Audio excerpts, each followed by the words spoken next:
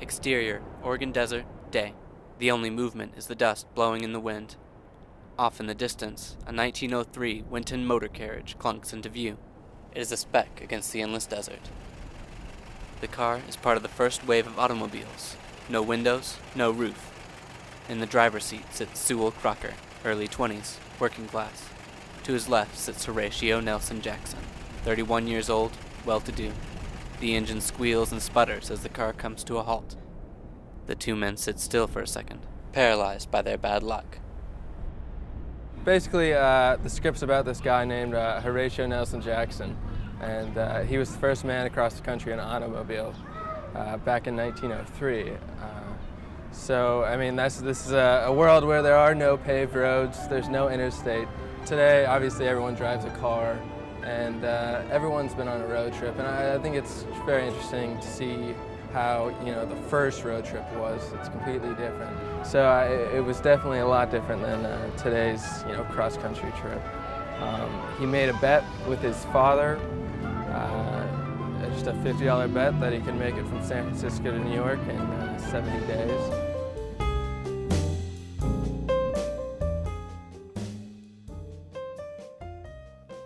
An automobile, huh? Yes, sir. They're the way of the future. You can't be serious. An automobile is a rich man's toy. Any sensible man would realize they're useless. They're also dangerous. You'll get yourself killed.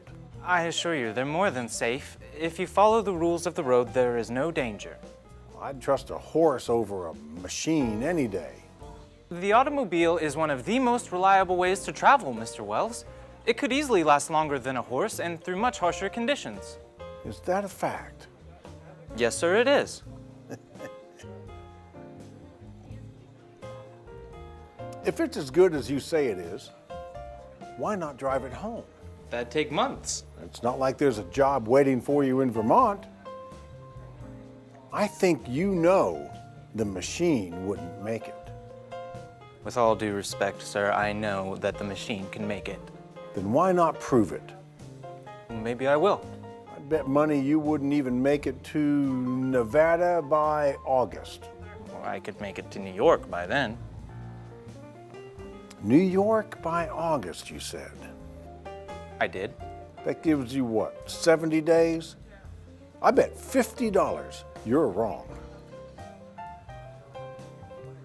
You have a deal, Mr. Wells. Horatio has a fiance back at home, and so she wasn't too happy about him going on the trip, so he has to deal with that as well.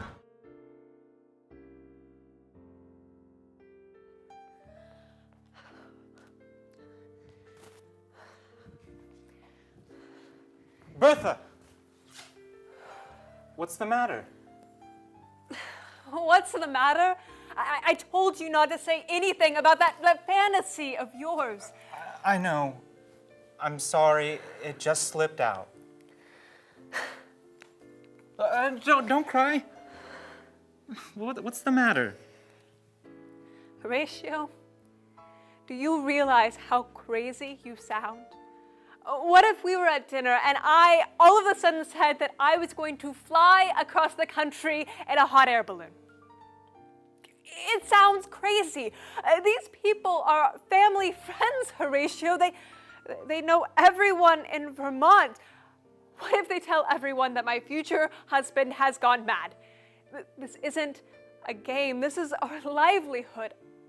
I don't want to be the crazy man's wife. I know it sounds crazy, Bertha. I know. But I really think I can do this. I mean, maybe they'll think I'm crazy. But imagine what they think when I get to New York. Can you honestly look me in the eye and tell me you can do this? I don't know. But there's something inside of me saying that I need to go. I need this. I need to do something for myself.